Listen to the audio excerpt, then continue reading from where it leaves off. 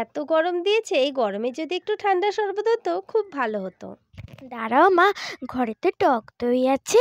আজকে আমি তোমাকে দই লস্যি বানিয়ে দেব।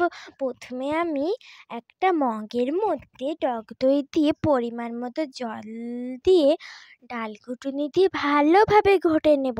তারপর আমি 2 চামচ চিনি দিয়ে সামান্য পরিমাণ বিট নুন দিয়ে ডাল ঘুটুনি দিয়ে ঘটে নেব। তারপরে আমি একটু বরফ দিয়ে ডাল ঘুটুনি ঘটিয়ে দেবো।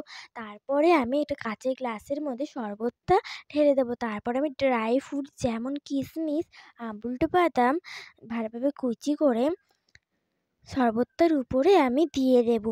আমার ভিডিও যদি তোমাদের যদি ভালো লাগে প্লিজ লাইক সাবস্ক্রাইব করো। আমাদের ভিডিও তোমাদের কেমন লেগেছে প্লিজ কমেন্টে জানিও। বা দেখতে তো খুব সুন্দর হয়েছে। এবার শরবতটা তুই আগে খা তো দেখি কিরকম হয়েছে। খেয়ে দেখি তো কেমন হয়েছে। বাহ, বেশ সুন্দর হয়েছে তো মা।